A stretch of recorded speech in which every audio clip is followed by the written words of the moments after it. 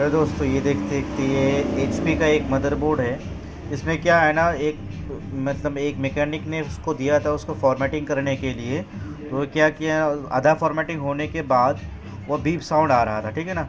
तो उसने जब फॉर्मेटिंग किया, आधा फॉर्मेटिंग होने के बाद बीप साउंड आ रहा था, तो वो मेरे पास लेके आया। तो मैंने क्या किया, सिंपल सा, ये देखिए यहाँ पे जो जितने भी रैम है ना, पूरा रैम को मैंने खोल के क्लीन करके लगा दिया। अब ये हमारा जो प्रॉब्लम है वो फिक्स हो गया और अभी फॉर्मेटिंग भी हो रहा है, आप देख सकते हैं।